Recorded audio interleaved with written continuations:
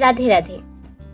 আসুন আজকে আমরা রাধারানীর সুন্দর একটি লীলা শ্রবণ করি। রাধারানীর এই লীলাটি অত্যন্ত সুন্দর, তাই অবশ্যই পুরো লীলা কথাটি শ্রবণ করবেন। আমরা সকলেই জানি রাধারানী অত্যন্ত করুণাময়ী।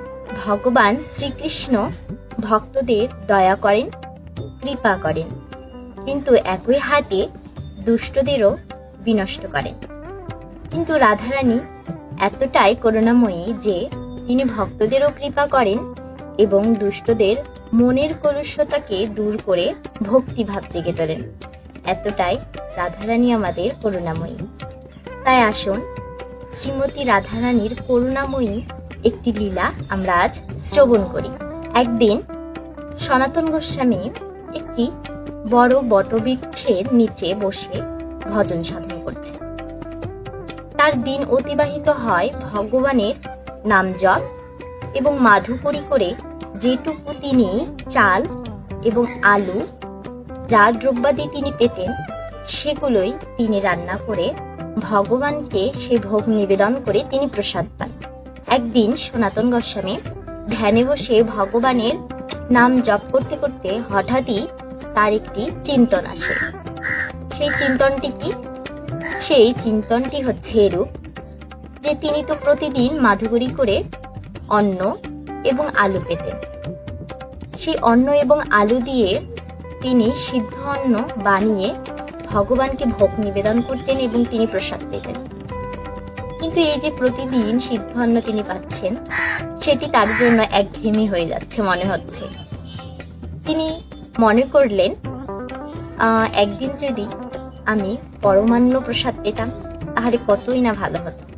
এভাবে তিনি চিন্তন করতে লাগলেন এবং তিনি এটিও ভাবলেন যে কেউ যদি আমাকে পরমান্ন বানাতে যেগুলো দ্রব্যাদির প্রয়োজন হয় আমাকে যদি কেউ এনে দিত তাহলে আমি সেই পরমান্ন বানিয়ে প্রসাদ পেতাম।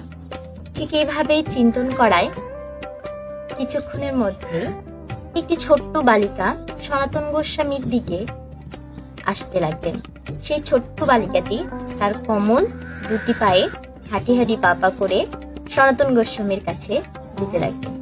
সেই বালিকাটি এতটাই তাড়াহুড়োর মধ্যে ছিল যে সেই বালিকাটির ওই নরম কোমল দুটি চরণ থেকে রক্ত খরিত হতে লাগলো। কিন্তু বালিকাটির সেই দিকে একটুও মনোযোগ নেই, সেই বালিকাটি টেরও পেল না যে তার কোমল দুটি চরণ থেকে রক্ত খরিত হচ্ছে। এরপর সেই বালিকা সনাতন গোস্বামীর সামনে এসে উপস্থিত হলেন।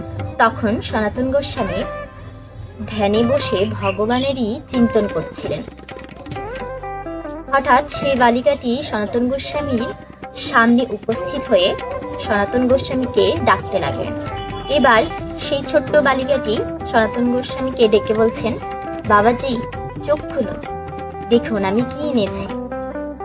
তখন সনাতন গোস্বামী এই কথাটি শোনা মাত্রই তার চোখ খুললেন এবং সামনে দেখলেন ছোট্ট একটি অপরূপ সুন্দর বালিকা, যে না হাতে কিছুটা চাল, কিছুটা দুধ এবং চিনি নিয়ে দাঁড়িয়ে আছে। পরমান্ন তৈরি করতে যা যা উপকরণ লাগে সে সব কিছুই নিয়ে সে দাঁড়িয়ে আছে।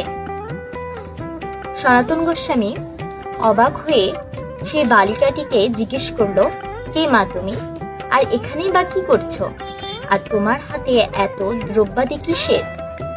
তখন সেই ছোট্ট বালিকাটি বললেন, বাবাজি আপনি আমাকে চিনতে পারলেন না? আরে আপনি যেই বাড়িতে প্রতিদিন মাধুকরী করতে যান সেই বাড়ির ছোট্ট মেয়ে। আপনি আমাকে চেনেন না, কিন্তু আমি ঠিকই আপনাকে চিনি।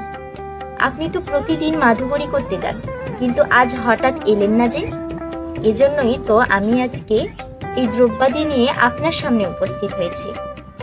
নিন, এগুলোকে গ্রহণ করুন। এই বলে সনাতন গোস্বামীকে সেই দ্রব্যাদি দিয়ে ছোট্ট বালিকাটি তৎক্ষণাৎ চলে গেলেন। এরপর সনাতন গোস্বামী সেই দ্রব্যাদিগুলোকে নিয়ে ভাবতে লাগলেন যে এবার আমি এই সব দ্রব্যাদি রন্ধন করে ভগবানের জন্য পরমান্ন তৈরি করে সেটি প্রসাদ পেতে পারবো। এরপর সবকিছু দ্রব্যাদি দিয়ে পরমান্ন সুন্দরভাবে রন্ধন করে ভগবানকে ভোগ লাগিয়ে তিনি প্রসাদ পাবেন। ঠিক সেই সময় উপস্থিত হলেন রূপ গোস্বামী। তিনিও আসলেন এবং সনাতন গোস্বামী ও রূপ গোস্বামী দুইজন একসাথেই প্রসাদ পেতে লাগলেন।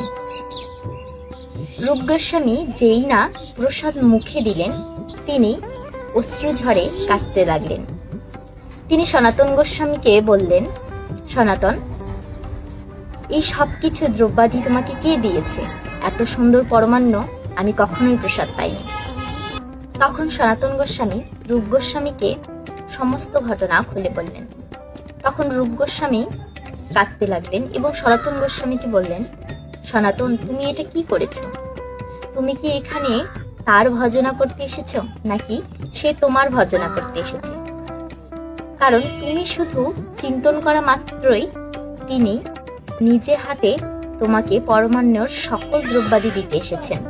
কতটাই করুণাময়ী তিনি। তখন সনাতন গোস্বামী অঝরে কাঁদতে লাগলেন। তিনি সকল ঘটনা বুঝতে পেরে তিনি বললেন যে, আহা, শ্রীমতী রাধারানী আমার কাছে এলেন, কিন্তু আমি তাকে চিনতেই পারলাম না। তিনি এতটাই করুণাময়ী, আমার মনের বাসনা পূর্ণ করার জন্য তিনি স্বয়ং আমার কাছে এসলেন এবং আমাকে পরমান্নর সকল দ্রব্যাদি দিয়ে তৎক্ষণাৎ চলে গেলেন। তো দেখুন শ্রীমতী রাধারানী কতটা করুণাময়ী। তিনি ভক্তের জন্য নিজে পায়ে হেঁটে এবং পা থেকে যে রক্তক্ষরণ হচ্ছে সেদিকেও তার খেয়াল নেই। তিনি শুধুমাত্র ভক্তের জন্য দ্রব্যাদি সংগ্রহ করে এনে দিলেন এবং সনাতন গোস্বামীর মনের আশা পূর্ণ হলো পরমান্ন প্রসাদ গ্রহণ করার। হরি বল। কেমন লাগলো এই লীলা কথাটি অবশ্যই জানাবেন। সকলে ভালো থাকবেন। রাধে রাধে।